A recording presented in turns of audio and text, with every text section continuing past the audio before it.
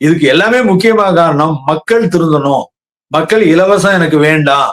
இப்ப வந்து சொல்லணும். இப்ப வந்து சொன்னா ஒரு ஒரு யாராவது ஒருத்தர் சொன்னாங்கன்னா, நீ அவனுக்கு விட்டுட்டு மற்றவனுக்கு குடு. அப்படின்னு ஒரு மீம்ஸ் போட்டுட்டு இருக்காங்க, ரீல்ஸ் போட்டுட்டு இருக்காங்க. அது உண்மை இல்ல. மக்கள் வந்து எனக்கு என்ன வேணும்? எனக்கு இலவச கல்வி வேணும், இலவச மருத்துவம் வேணும், எனக்கு வந்து தொழிற்சாலைகள் வேணும், வேலை வேணும், எனக்கு என் படிப்புக்கு ஏத்த சம்பளம் வேணும், எனக்கு வாழ்வாதாரத்தை உயர்த்துறதுக்கு எனக்கு ஏதாவது ஒண்ணு பண்ணி கொடுக்கணும். அதை கேட்கறதா மக்களோட உரிமையை தவிர, அதை கேட்டாங்கன்னா எனக்கு இலவசம் வேண்டவே வேண்டாம் அப்படின்னு என்னைக்கு வந்து முடிவெடுக்கிறாங்களோ அன்னைக்குதான் இந்த நிலை மாறும். இப்ப புதிதா ஆட்சி அமைச்சிருக்கிற முதல்வர் விஜய் அவர்களுக்கு நீங்க என்ன சொல்ல விரும்புறீங்க?